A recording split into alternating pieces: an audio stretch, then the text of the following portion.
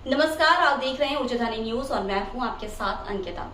मोरवा विस्थापन को लेकर पूर्व विधायक राम लल्लू वैश्य के मार्गदर्शन में एवं अमित तिवारी अंतर्राष्ट्रीय मानवाधिकार एवं अपराध नियंत्रण संगठन के राष्ट्रीय महासचिव के नेतृत्व में रंजीत शर्मा अध्यक्ष सिंगरौली विस्थापन संघर्ष समिति एवं राजेश गुप्ता के सतत प्रयास से सरकारी भूमि, वन भूमि एवं एग्रीमेंट की भूमि पर मकान बनाकर निवासरत परिवारों को एनसीएल से उचित मुआवजा दिलाए जाने का प्रयास किया जा रहा है, जिसको लेकर आज उच्चधानी न्यूज के संपादक प्रदीप तिवारी ने अमित तिवारी से विस्थापन को लेकर फेस टू फेस कार्यक्रम के माध्यम से की बात। देखें पूरी खबर।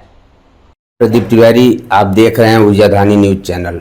हमारे साथ आज फेस टू फेस कार्यक्रम के खास मेहमान हैं अंतर्राष्ट्रीय मानवाधिकार एवं अपराध नियंत्रण संगठन के राष्ट्रीय महासचिव अमित तिवारी जी। तिवारी जी, बहुत बहुत स्वागत है उच्चधानी न्यूज में। अमित जी, आपके द्वारा सरकारी भूमि, वन भूमि और एग्रीमेंट की भूमि पर बसे लोगों को एनसीएल से सही विस्थापन का लाभ दिलाया जा सके, इसके लिए लगातार प्रयास किया जा रहा है। इसको लेकर 5 जून को आपके द्वारा एनसीएल जयंत खदान को भी बंद किया गया था। काफ़ी संख्या में महिलाएं खदान के अंदर प्रवेश कर गई थी। क्या वजह रहा कि इतना बड़ा आंदोलन करने की आपको जरूरत पड़ गई? देखिए प्रदीप जी, ये लड़ाई पूर्व विधायक आदरणीय राम लल्लू जी वैश्य के नेतृत्व में और उन्हीं के मार्गदर्शन में पिछले मार्च से चल रही है। मार्च महीने की 3 तारीख से यह आंदोलन शुरू हुआ था, अनवरत चलता रहा। महिलाएं जाती रही, अपना जो मांग पत्र था वो एनसीएल के सामने रखती रही। अंततः एक दिन सीएमडी एनसीएल को निकल के बाहर आना पड़ा और उनको महिलाओं को संबोधित करना पड़ा। उस दिन उन्होंने महिलाओं को आश्वासन दिया था कि हम आपके लिए कुछ न कुछ अच्छा करेंगे। हम लोगों को उम्मीद बंधी कि कुछ अच्छा होगा। गरीब तबका है, शोषित हैं, वंचित हैं, वनवासी लोग हैं। तो उनके अब बाद में एनसीएल फिर मुकर गया। उसने एक जगह चर्चा आई, 1 मिनट जारी किया, उसमें कहा कि 1.5 लाख रुपया देंगे। फिर लड़ाई शुरू हुई, लड़ते रहे। कलेक्टर के यहाँ बैठक हुई, कलेक्टर साहब के यहाँ ये तय हुआ कि भाई सोलेसियम की जगह पर एक्सग्रेसिया दिया जाएगा 100 वर्ग मीटर तक का। 100 वर्ग मीटर क्षेत्र का अगर आपका घर है तो उसका उतने तक का एक्सग्रेसिया आपको दिया जाएगा। बीच में इन्होंने फिर चर्चा की, वो 1.5 लाख को बढ़ा के 5 लाख किया, फिर 6 लाख किया। हमारी मांग बड़ी स्पष्ट थी कि मेरी सहमति नहीं थी उस विषय पे। अभी भी मैं आपको स्पष्ट कर दूं, मेरा ये मानना था कि 100% जितना क्षेत्रफल आपके घर का है, पूरे घर पर आपको सोलेसियम मिलना चाहिए था। तो ये नया नया शब्द लोग गढ़ते रहते हैं। दूसरी बात इनके साथ ये हुई कि हम लोगों ने वहाँ चर्चा शुरू की तो ये 5 लाख 6 लाख की बात करते रह गए। हमारी स्पष्ट मांग थी। 2 बड़ा बेबाक रूप से मैं आपको बता दूं। एक तो पट्टेधारियों को जो भी लाभ आप दे रहे हैं, जो तय हुआ है हमारे वरिष्ठों के द्वारा, वही लाभ भूमि का दाम छोड़ के, भूमि की कीमत छोड़ के, उसकी बात हम नहीं करते हैं। शेष सारे लाभ जो शासकीय भूमि पर, वन भूमि पर या अनुबंध की भूमि पर जो लोग निवासरत हैं उनको भी मिलना चाहिए, क्योंकि वो वर्षों से यहाँ निवासरत हैं। उनका घर नहीं टूट रहा है, मतलब मकान नहीं टूट रहा है, घर टूट रहा है। मकान और घर में अंतर होता है। तो घर टूटना बहुत बड़ी वेदना का विषय है। अब दूसरी हमारी ये मांग थी कि भाई आप एक बड़ा शहर है, इसको विस्थापित कर रहे हैं, विस्थापित नहीं विलोपित कर रहे हैं। तो अगर आप इसको विलोपित कर रहे हैं तो एक शहर बसा के हमको दे दीजिए। एक शहर बसाइए जहां मंदिर हो, मस्जिद हो, स्कूल हो, कॉलेज हो, गुरुद्वारा हो, सारी चीजें, पूजा स्थल हो, सारे खेल कूद का मैदान हो, एक शॉपिंग सेंटर हो, एक सामुदायिक भवन हो। इस तरह का करके एक बड़े स्तर पे आप डेवलप कीजिए, जैसा सब्जबाग आपने नापी के पहले दिखाया था। हम अपनी बात नहीं कर रहे हैं, हम आप ही की बात कर रहे हैं। जो एनसीएल ने पहले हमें सब्जबाग दिखाया था, हम उसी को कह रहे हैं कि आप पूरा कर दीजिए। और ये इनके बड़े अधिकारियों ने ये सब्जबाग दिखाया था। ऐसा नहीं था कि किसी छोटे अधिकारी ने ये बात कही हो और बड़े लोगों को ये स्वीकार नहीं हो। तो ये विषय था। हमने इनको 10 सूत्री एक मांग पत्र दिया था। 18 तारीख को एक जनसभा हुई थी यहाँ। तो वहाँ जितने पीड़ित लोग थे, जितने उपेक्षित पीड़ित लोग हमारे थे, वो वहाँ एकत्र हुए थे। और हमारे जो मांगे हैं, अगर उन पर आप विचार नहीं करते हैं सहानुभूतिपूर्वक, तो हम आगे आंदोलन का रुख अख्तियार करेंगे। 28 तारीख को इन्होंने एक बैठक बुलाई थी। इसके पहले मैं बैठकों में नहीं जाता था, लेकिन 28 तारीख की बैठक में मैं उपस्थित था स्वयं। इनका कहना था कि सारा चीज़ अब डिसाइड हो चुका है, अब उसमें हम लोग कुछ नहीं कर सकते हैं। मैंने इनसे बहुत निवेदन किया, इनको समझाने की चेष्टा की कि सर 10 नंबर का विस्थापन आप कर रहे हैं, और अभी भी पिछले मंथ तक आपने 10 नंबर के बहुत सारे लोगों को चेक प्रदान किया है। तो 10 नंबर में जो वन भूमि या एग्रीमेंट की भूमि या शासकीय भूमि में जो लोग निवासरत थे, उनको भी वही लाभ दिया गया है जो पट्टेधारियों को मिला है। तो अभी आपको क्या परेशानी हो रही? उन्होंने कहा कि वहाँ गलती हो गई। मैंने उनसे पूछा कि सर गलती हुई तो कंपनी को आर्थिक हानि हुई? बोले हाँ, हमने तो कितने लोगों को पनिश किया गया। आपके कितने अधिकारी ऐसे हैं जिनको आपने चार्जशीट किया? कितने अधिकारी हैं जिनको आपने सस्पेंड किया? कितने लोग थे जिनसे आपने रिकवरी की? तो उन्होंने कहा कि नहीं ऐसा नहीं होता है, वो तो हो गया, गलती हो गई। वहाँ तो मात्र 3000 लोग थे। मैंने कहा नियम तो 3000 हो या 3 हो, समान होना चाहिए सबके लिए, नियम नहीं बदल जाएगा ना। तो वो सहमति नहीं बन पाई उस दिन, सहमति नहीं बन पाई। तो उसी दिन मैंने उनको कहा था कि सर 5 तारीख को आइए, माइंस में मुलाकात करते हैं। 4 तारीख को मोरवा थाने में वरिष्ठ अधिकारियों के, प्रशासनिक अधिकारी थे, उनके समक्ष बैठक हुई हमारी। उसमें एनसीएल जयंत के लोग भी थे। तो वहाँ ये तय हुआ था कि भाई जब तक हम लोग बैठेंगे, जब तक हम लोग वहाँ धरने पर रहेंगे, तब तक आप ब्लास्टिंग नहीं करेंगे। उन्होंने सहमति जताई थी। उस दिन 1 बार, 2 बार, 3 बार, 4 बार ब्लास्टिंग हुई लगातार। धैर्य चूक गया लोगों का। जब धैर्य चूक गया तो लोगों ने पुलिस का बेड़ा तोड़ दिया और अंदर घुस गए।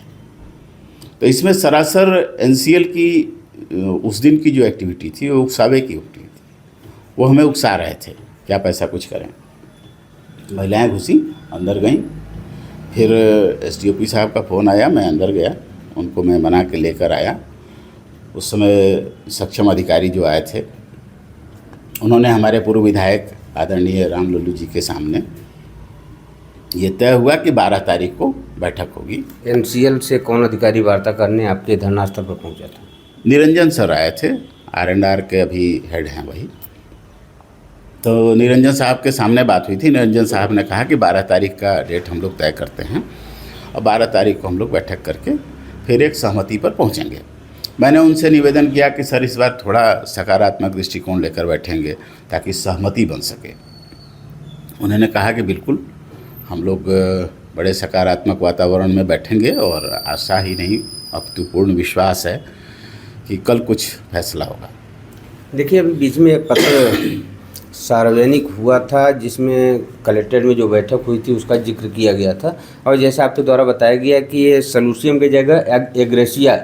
तो लोगों में कन्फ्यूजन है कि सलूसियम और एग्रेसिया में अंतर क्या है, वो क्या चीज़, थोड़ा समझाने का प्रयास करें। एग्रेसिया अनुदान की राशि है, सहायता की राशि आपको दी जा रही है। वो इसलिए कि दया दिखा रहा है एनसीएल आपके ऊपर।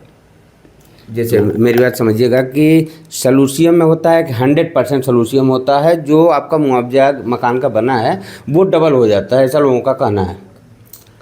तो इसमें क्या सिस्टम है, क्या एक्सग्रेसिया में भी 100 स्क्वायर मीटर तक का आपका घर का जो होगा वो डबल होगा। उसके बाद जो 101 मीटर अगर आपका हो गया, 101 स्क्वायर मीटर अगर, तो 1 मीटर का जो होगा वो आपका डबल नहीं होगा। 100 मीटर तक का आपका डबल आपको मिलेगा। बाकी उसके ऊपर जितने होंगे, मान लिया 125 स्क्वायर मीटर आपका हो गया, तो 25 स्क्वायर मीटर का आपका डबल करके आपको नहीं। देखिए, अभी तक जो भी विस्थापन हुआ है अभी तक 10 वार्ड नंबर 10 या 80 से लेके आज तक जितना भी विस्थापन हुआ है, इस तरह का मतभेद नहीं हुआ है सरकारी वाले में और पट्टेदारों में या वन भूमि एग्रीमेंट की भूमि में, इस तरह का मतभेद नहीं हुआ। अगर पट्टेदार को 100% सॉल्यूशन पूरे मकान में दिया जाता है तो सरकारी एग्रीमेंट और वन भूमि पर 100 स्क्वायर मीटर पर ही देना कितना उचित होगा? ये सर्वथा अनुचित है, सर्वथा अनुचित है। ये क्या है, एनसीएल की फूट डालो और राज करो वाली नीति चल रही है। ये लोग क्या है, ये अंग्रेज़ों का भारतीय स्वरूप हैं, तो नीति वहीं से उठा लिए हैं, बार बार हमें तोड़ते हैं और उसका मज़ा उठाते हैं ये लोग। तो इन्होंने एक नया शब्द गढ़ा, बड़े पढ़े लिखे लोग हैं, तो उन लोगों ने एक नया शब्द गढ़ दिया, एक्स ग्रेसिया। अब एक्स ग्रेसिया लेके आ गया, उसमें 100 मीटर तक देंगे। ये इस तर्क का मेरे को कहीं कोई सिर पैर कुछ भी समझ में नहीं आया, लेकिन ठीक है, चूँकि आदरणीय कलेक्टर साहब के सामने ये बात हुई थी। अच्छा, उसमें एक और विसंगति है, इन्होंने कहा कि कलेक्टर साहब के सामने सब कुछ तय हो चुका है।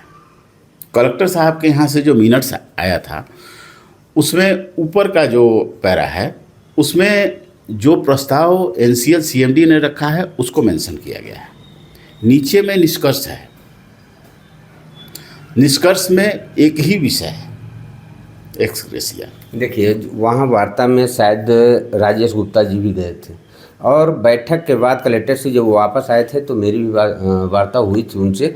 उनका कहना था कि पहले इन लोग 50 स्क्वायर मीटर, फिर 75 स्क्वायर मीटर, फिर 100 स्क्वायर मीटर पर एक्स ग्रेसिया का बात वहाँ पे हुई, जिसको इन लोगों ने नहीं माना। इनका कहना था कि जितना मकान हो, जिस तरह से पट्टेदार को 100% सॉल्यूशन आपके द्वारा दिया जा रहा है, उसी तरह से हमारे सरकारी भूमि वन भूमि एग्रीमेंट भूमि वालों को भी देना होगा।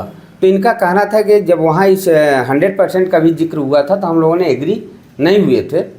अभी कल 12 जून को आपकी बैठक होने जा रही है सीएमडी ऑफिस एनसीएल मुख्यालय में। 100% सॉल्यूशन हो या प्लाट का जो भी 6 लाख 5 लाख का जिक्र हो रहा है या वयस्क का जो भी बातें चल रही हैं, इसमें आपके द्वारा क्या प्रयास किया जाएगा? देखिए, हम लोग कल बात करेंगे और हमारी कोशिश होगी कि सबको समान रूप से विस्थापन का लाभ दिया जाए। जो पट्टेधारियों को मिल रहा है वही वन भूमि, शासकीय भूमि, अनुबंध की भूमि पर निवासरत लोगों को भी वही लाभ मिले, पूरी कोशिश हमारी होगी। दूसरी ये भी होगी कि R&R साइट के बदले जैसे पट्टेधारियों के लिए कलेक्टर साहब के यहाँ एक डिसीजन आया है 18 लाख रुपया देने का, तो हम ये बात भी कल करेंगे कि समान रूप से जो शासकीय भूमि पर या वन भूमि पर निवासरत लोग हैं या अनुबंध की भूमि पर हैं, उनको भी वो लाभ दिया जाए। देखिए, कल आपकी बैठक है और बैठक में अगर आपकी बात नहीं बनती, या आप बता रहे हैं 10 सूत्री मांगे हैं हमारी, अगर आपकी बातों पर एनसीएल सहमति नहीं जताता है तो आगे क्या विचार है आपका? आगे देखिए होता है क्या। हम लोगों ने तो संघर्ष का रास्ता चुना है और पहली बार शायद एनसीएल को संघर्ष झेलना पड़ा है। आंदोलन का अब तक मज़ा नहीं चखा था उन्होंने, ठीक है, तो आंदोलन का मज़ा उनको चखाया गया है इस बार। और क्या था कि ये एक बार और आंदोलन हुआ था जिसमें इनके मुख्यालय को घेरा गया था, ठीक है, और इसके बाद हम लोगों ने ये आंदोलन का रुख अख्तियार किया और इस बार हमने उनका प्रोडक्शन को बाधित करने की कोशिश की। एक हद तक हम सफल भी हुए उसमें। और सबसे बड़ी बात प्रदीप भाई ये थी कि हम लोग चाहते थे कि ये मुद्दा जो हमारा मुद्दा था, ये राष्ट्रीय मुद्दा था। ये क्या था, एशिया का सबसे बड़ा विस्थापन इसको हम कहते हैं, तो ये राष्ट्रीय मुद्दा था। हम लोग इसको क्षेत्रीय मुद्दा भी नहीं बना पाए। स्थिति ये बनी कि मोरवा छोड़ के बाढ़न के लोगों का भी कोई इंटरेस्ट इसमें नहीं था। सारे जनप्रतिनिधि, सारे राजनीतिक दल इस मामले में बड़े उदासीन दिखे। अब जब एक बार यहाँ की जनता ने, हमारी मातृशक्ति ने आदरणीय पूर्व विधायक जी के नेतृत्व में अपनी शक्ति का प्रदर्शन किया है, उसके बाद सारे लोगों का नज़र इधर है। कुछ राष्ट्रीय मीडिया में भी न्यूज़ चला, राष्ट्रीय स्तर पर भी क्षेत्रीय लोग भी अभी इंटरेस्ट लेना शुरू किए हैं इस मामले में। लोगों को लग रहा है कि नहीं, जनता जाग रही है और हमें उनके साथ खड़ा होना चाहिए। अच्छा, आपको क्या लगता है यही जनता चुन के सांसद विधायक बनाती है, और ये जनता आज संकट में है, आज इनके घर उजड़ने के कगार पे हैं, भले ही मुआवजा मिलेगा लेकिन जब आशियाना अपना उजड़ता है तो लोगों को काफ़ी तकलीफ होती है और नया आशियाना बनाने में काफ़ी कठिनाइयों का सामना करना पड़ता है। ये विधायक और सांसद कभी भी इस विस्थापन की आवाज़ नहीं उठाए, क्या लगता है आपको, क्यों इस तरह से शांति बनाए? आप लोगों को इनसे सवाल करना चाहिए।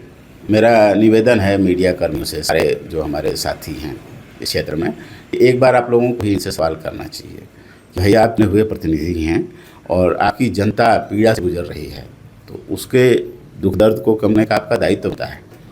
तो आप लोग इस मामले में उदासीन हैं, ये सवाल तो पूछा जाना चाहिए। और सिर्फ जनप्रतिनिधियों से नहीं, उन राजनीतिक दलों से भी सवाल पूछा जाना चाहिए जो विपक्ष में है। सवाल उनसे भी बनता है। उसमें से भी कोई भी व्यक्ति अभी तक निकलकर सामने नहीं आया, कोई बड़ा चेहरा अब तक नहीं आया। एक भाई मेरा आया था जो मेरा अनुज है, वो विनोद कुरवंशी, जो अभी वर्तमान में मंडल अध्यक्ष हैं भाजपा के, उनको छोड़ के कोई बड़ा चेहरा इस आंदोलन में कोई दिखा। खबरों में फिलहाल इतना ही। बने रहें ओजधानी न्यूज के साथ। नमस्कार।